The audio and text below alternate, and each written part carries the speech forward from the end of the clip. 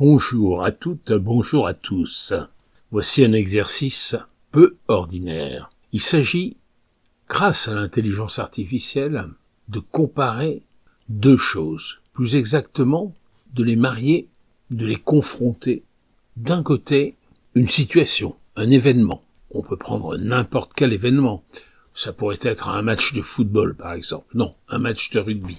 Et de l'autre, un auteur, quelqu'un de connu, sa pensée, sa vision des choses. Comment, par exemple, Robespierre parlerait-il du dernier match de rugby de l'équipe de France? Nous avons choisi un thème un peu plus littéraire. Il s'agit de la servitude volontaire, le fameux livre d'Étienne de la Boétie, appliqué à la situation actuelle aux États-Unis et en géopolitique, l'arrivée de Trump au pouvoir. Pourquoi parfois accepte-t-on de ne plus être vraiment libre alors que personne ne vous y force? Mais qui était donc Étienne de la Boétie? C'était un jeune sarladé, un périgourdin, qui écrivit son fameux livre dans les années 1553, alors qu'il était étudiant en droit et avait seulement 18 ans. Un texte incroyable. Il se demandait, mais pourquoi les peuples acceptent d'obéir à un chef, même quand ce chef n'est pas juste? La servitude volontaire, c'est quand on accepte soi-même, non pas à cause des autres ou à cause du tyran, mais soi-même, on accepte de ne plus être libre. Pas besoin de chaîne, c'est l'habitude, c'est la peur, ou bien tout simplement le confort, la flemme, qui suffisent à nous faire obéir, et l'obéissance devient notre état naturel. Mais venons-en aux États-Unis. En 2025, Trump divise le pays comme jamais il ne l'a été, les États-Unis. Et son autoritarisme se traduit dans des tas de directions. Des mesures autoritaires concernant l'immigration, des attaques contre la liberté de la presse, l'érosion des libertés civiles, par exemple le droit à l'avortement, et son attitude est conflictuelle au travers de ses discours, au travers de sa politique étrangère isolationniste, et il exacerbe les divisions au sein de la société américaine et sur la scène internationale. C'est une forme moderne de la tyrannie. Mais qu'en dirait Étienne de la Boétie à partir de ses idées?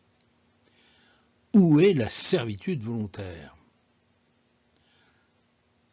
Il dirait que tout le monde est devenu distrait, ou en tout cas une bonne partie des Américains. On ne s'écoute plus, on préfère ne rien changer. On va pouvoir garder ses avantages, même en conquérir d'autres. Et c'est bien ce qui se passe aux États-Unis en ce moment. Et nous restons tous sidérés par l'obéissance qui maintient Donald Trump dans tout son pouvoir sur la scène américaine et sur la scène internationale. Nous sommes sidérés. Ce pouvoir tient par le consentement. Selon Étienne de la Boétie, si on le suit, il suffirait de cesser d'obéir pour renverser l'injustice. Donc, il y a une espèce de responsabilité collective.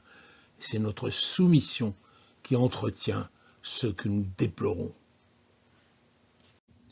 Et l'intelligence artificielle dans tout ça, elle nous libère ou elle nous aliène? Ah, c'est les deux côtés à la fois. Elle a un potentiel émancipateur. Pourquoi? Parce qu'elle démocratise le savoir. Elle nous donne des outils de créativité qui sont très accessibles. Vous-même, vous êtes en train de vous en saisir. Et puis, on peut cultiver l'autonomie intellectuelle.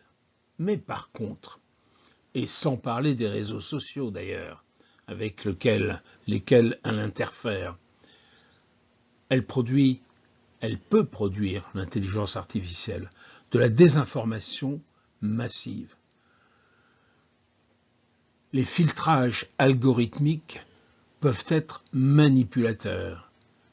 Enfin, il y a une dépendance cognitive qui peut être inquiétante.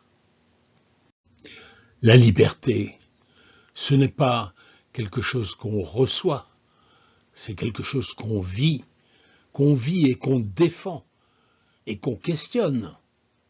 La Boétie nous demande, est-ce qu'on est encore vraiment libre aujourd'hui? Eh bien, nous pouvons cultiver le doute face aux évidences, aux soi-disant évidences. On peut développer son esprit critique. C'est ce que l'on essaye de faire sur evalir.net. Reprendre le pouvoir sur nos choix quotidiens est à notre portée. Et dialoguer en partageant vos expériences d'injustice acceptée. Pourquoi ne pas faire en plus cet exercice-là ?